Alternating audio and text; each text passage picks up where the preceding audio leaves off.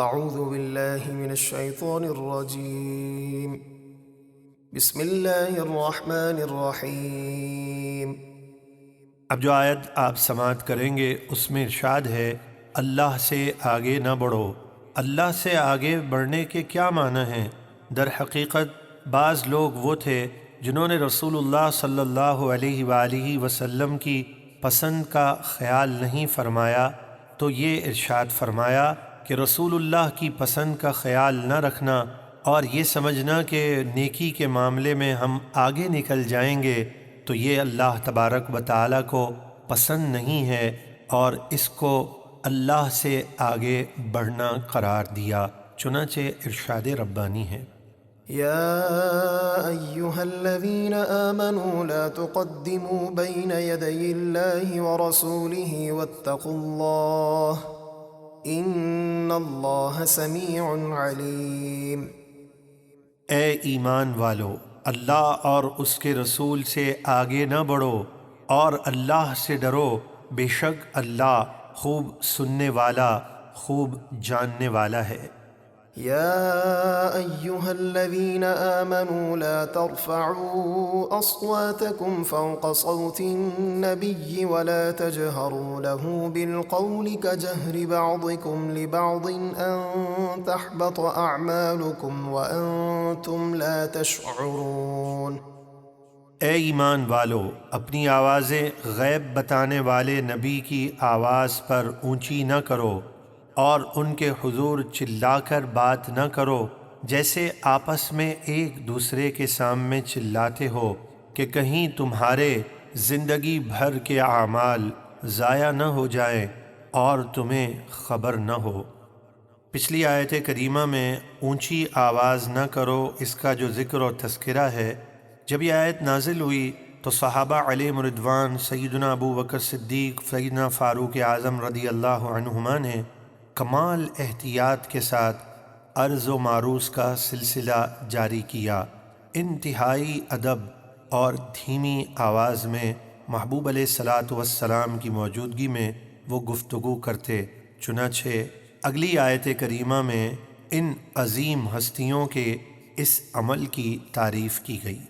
ان الذين يغضون اصواتهم عند رسول الله اولئك الذين امتحن الله قلوبهم للتقوى لهم مغفرة واجر عظيم۔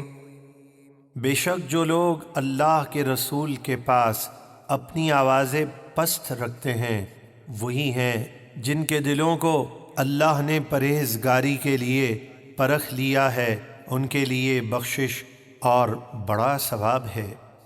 دوپہر کے وقت کچھ لوگ محبوب علیہ الصلاۃ والسلام کی خدمت میں پہنچے۔ محبوب علیہ الصلاۃ والسلام آرام فرما تھے۔ انہوں نے انتظار نہ کیا اور باہر سے ہی آوازیں دینا شروع کر دیں۔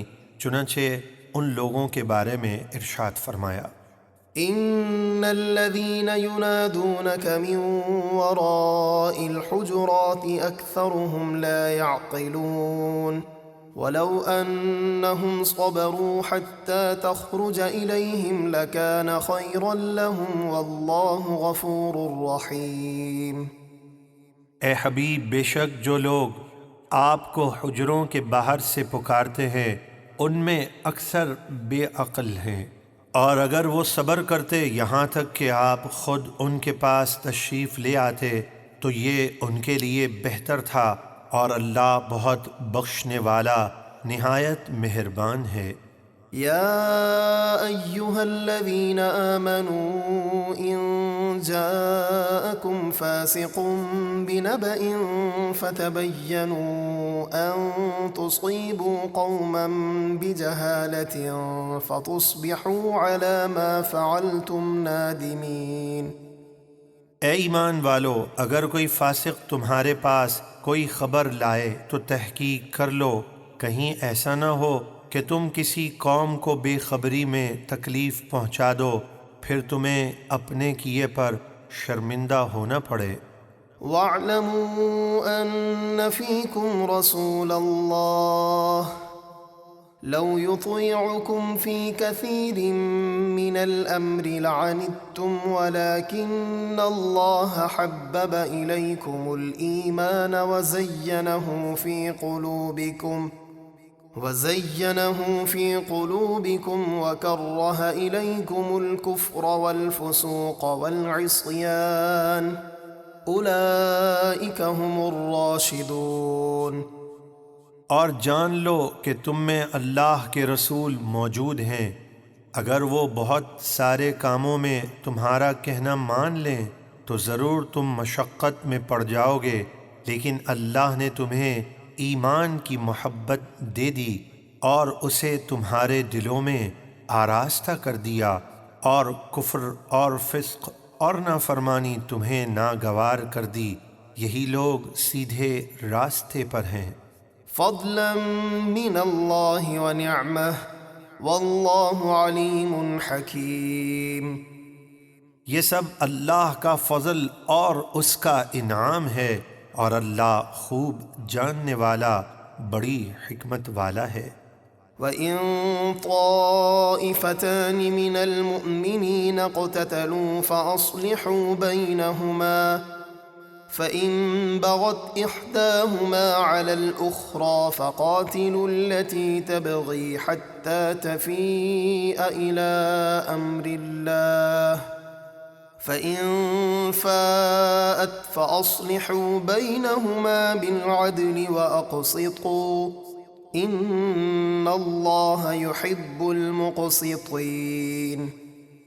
اور اگر مسلمانوں کے دو گروہ آپس میں لڑ پڑیں تو ان میں صلح کرواؤ، پھر اگر ان میں سے ایک دوسرے پر زیادتی کرے تو اس زیادتی کرنے والے سے لڑو یہاں تک کہ وہ اللہ کے حکم کی طرف پلٹ آئے، پھر اگر وہ پلٹ آئے تو انصاف کے ساتھ ان میں صلح کروا دو اور انصاف کرو، بے شک اللہ انصاف کرنے والوں کو پسند فرماتا ہے۔ انما المؤمنون اخوة فاصلحوا بين اخويكم واتقوا الله لعلكم ترحمون۔